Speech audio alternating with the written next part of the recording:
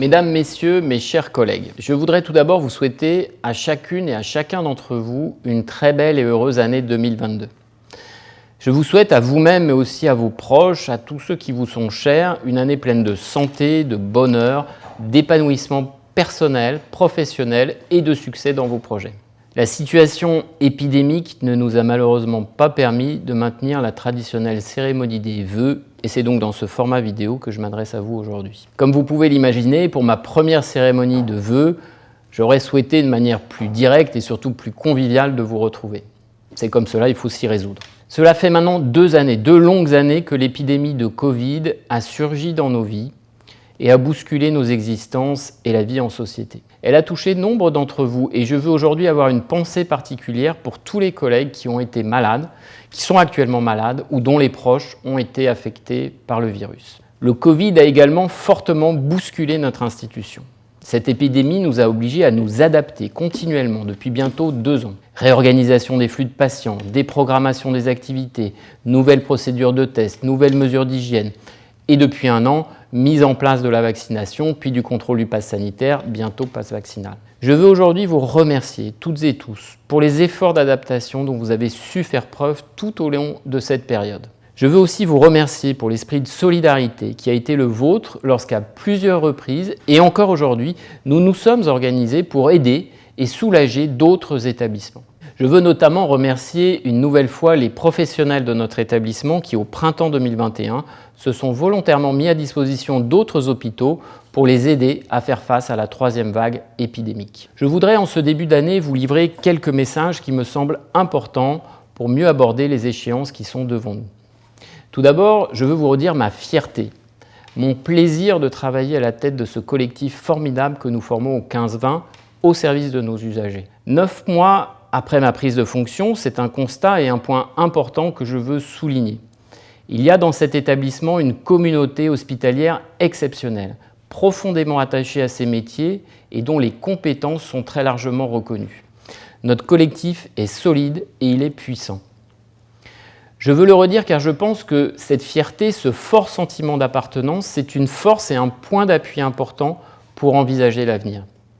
Notre hôpital est un établissement unique qui se positionne clairement comme le premier hôpital français dans son domaine. J'aime à le rappeler, nous réalisons plus d'interventions chirurgicales en ophtalmologie au 15-20 que dans tous les établissements de la PHP réunis. Mais au-delà de notre volume d'activité, c'est bien l'excellence de nos prises en charge qui fait notre fierté et notre force.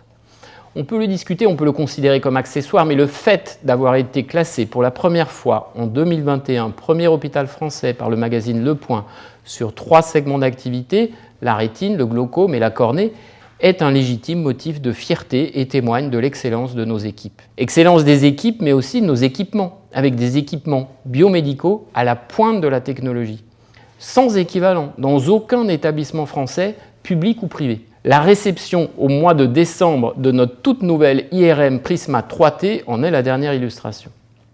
La qualité de nos plateaux médico-techniques, c'est aussi depuis quelques jours des locaux entièrement rénovés pour notre laboratoire. Vous pourrez d'ailleurs les découvrir dans les toutes prochaines semaines. Ce sont des espaces particulièrement impressionnants et très réussis.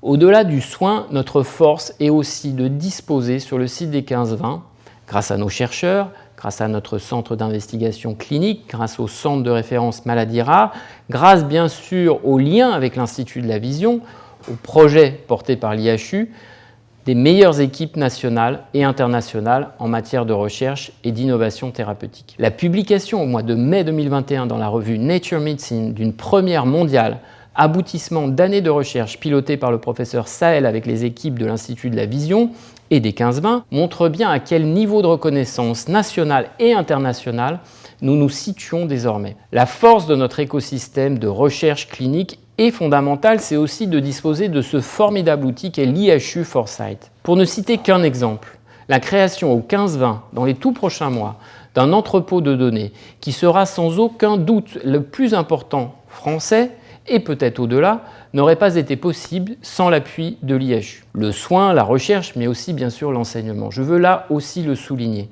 Nous produisons et nous diffusons au 15-20 le meilleur des savoirs et des compétences dans le domaine de l'ophtalmologie. Ainsi, au-delà de la formation dispensée à nos internes, nous devenons progressivement une véritable plateforme de formation pour des professionnels en exercice, grâce notamment à la démarche impulsée par le professeur Christophe Baudouin du 15-20 Institute, qui connaît un succès grandissant.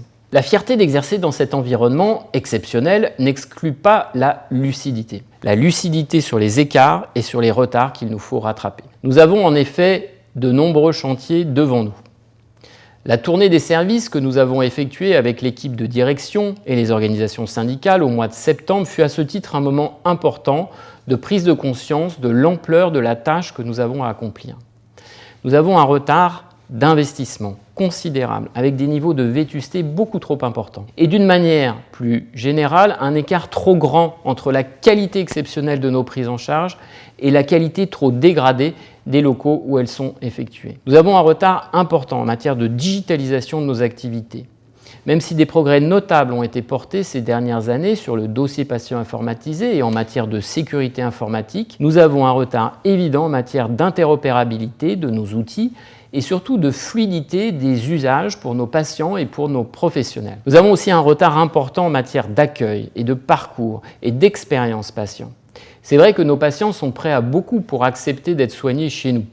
Mais la patience de nos patients a ses limites, surtout au moment où la plupart de nos compétiteurs misent de plus en plus sur cet enjeu pour développer leurs activités. Nous avons enfin des organisations de travail qui méritent d'être réinterrogées. Après une évolution accélérée depuis une dizaine d'années vers des modes d'hospitalisation ambulatoires, il nous faut prendre le temps d'en tirer toutes les conséquences sur nos organisations et nos processus de travail pour repenser un véritable hôpital ambulatoire intégré qui ne se réduit pas à la transformation de lits en place. Nous avons donc devant nous d'importants chantiers de transformation. Pour réussir ces transformations, il nous faut une gouvernance efficace et une feuille de route partagée. Dès ma prise de fonction, j'ai eu à reconstituer une équipe de direction et à renouer un lien de confiance avec la communauté médicale. Pour mon équipe, et je veux en profiter pour les remercier, nous avons la chance de piloter avec Sophie Marchandet une équipe de direction désormais au complet, solide, motivée et engagée. Une gouvernance efficace, c'est aussi une relation fluide et de confiance avec la communauté médicale.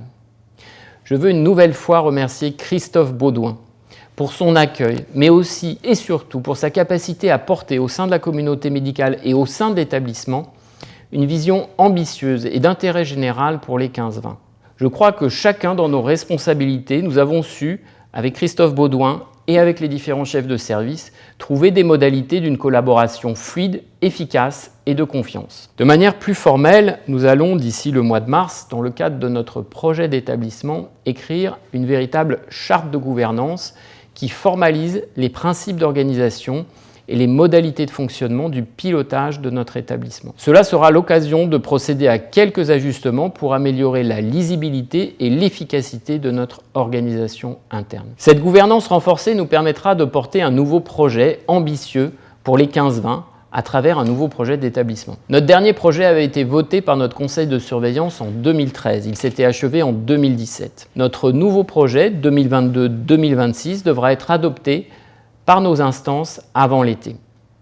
Plusieurs briques de ce projet, et notamment le projet stratégique et le projet médico-scientifique, ont bien avancé et ont déjà fait l'objet d'échanges lors de nos dernières instances. Je veux vraiment remercier tous ceux qui se sont investis dans ce travail et qui continuent à s'y investir, et notamment l'ensemble des chefs de service et de FGC. Dans un moment où beaucoup de difficultés ressenties par nos professionnels sont liées à des problèmes très concrets du quotidien, difficultés liées au recrutement, tensions sur l'activité, problèmes d'organisation ou de locaux inadaptés.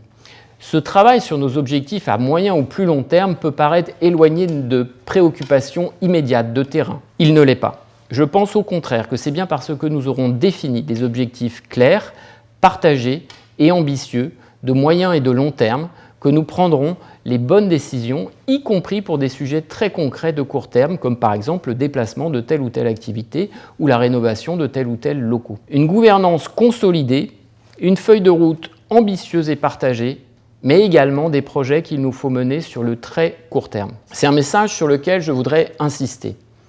Le travail sur nos projets de moyen et de plus long terme ne doit pas retarder des chantiers de transformation qu'il nous faut conduire dès à présent. Que ce soit pour améliorer les conditions de travail de nos professionnels, pour améliorer les prises en charge pour nos patients ou bien pour répondre à des exigences réglementaires, il y a certains sujets pour lesquels nous devons agir immédiatement. C'est pourquoi, et sans attendre notre prochain schéma directeur immobilier, nous avons choisi d'accélérer certains travaux d'embellissement intérieur. C'est pourquoi nous avons décidé au printemps dernier de reprendre la chaussée devant l'entrée principale de notre établissement, dont l'état était non seulement indigne pour notre établissement, mais surtout dangereux pour nos patients. C'est pourquoi des travaux ont été conduits en décembre pour améliorer certains aspects des locaux de notre service des urgences. C'est pourquoi également j'ai souhaité proposer de nouveaux principes organisationnels au CIC et au Centre de référence maladies rares dont les activités avaient besoin d'être repositionnées. Un nouveau projet pour leurs locaux leur sera d'ailleurs également présenté très prochainement. C'est aussi pourquoi nous priorisons le chantier de la pharmacie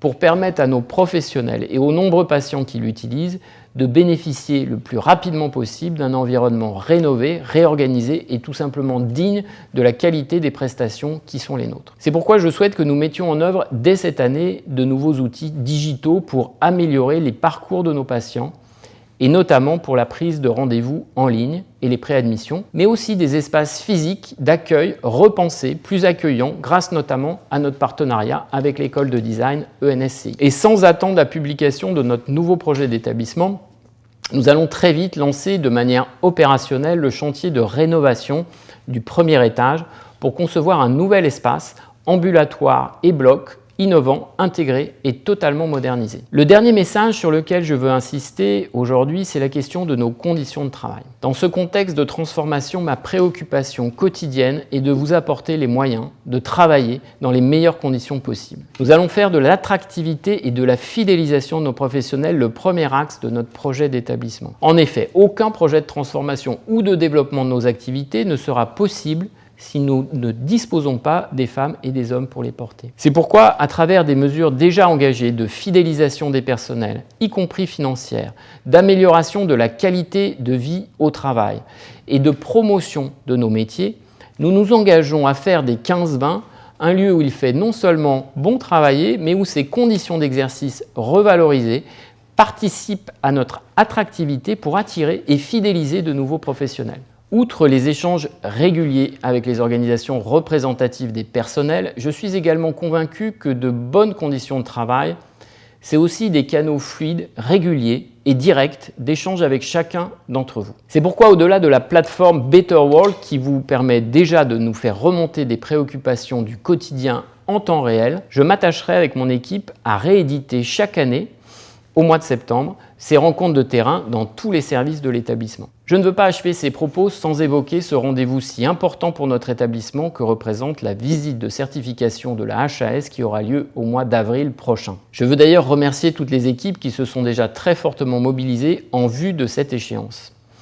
Mais au-delà, je veux surtout vous faire passer le message que la réussite de cet exercice dépend de l'implication de chacun d'entre vous. Je vous demande donc de vous mobiliser dans les toutes prochaines semaines pour nous aider à obtenir cette indispensable certification dans les meilleures conditions. Mesdames, Messieurs, mes chers collègues, les tout derniers chiffres de ces tout derniers jours nous offrent une petite lueur d'espoir dans ce long tunnel du Covid. Saisissons cette petite note d'optimisme pour débuter 2022 et profitons de ce moment pour nous projeter positivement dans une année qui sera pour nous tous et pour notre établissement riche en événements et en projets passionnants. Je vous remercie une nouvelle fois pour votre engagement au quotidien au service de la santé de nos patients. Je vous souhaite une très belle année 2022 et je vous remercie pour votre attention.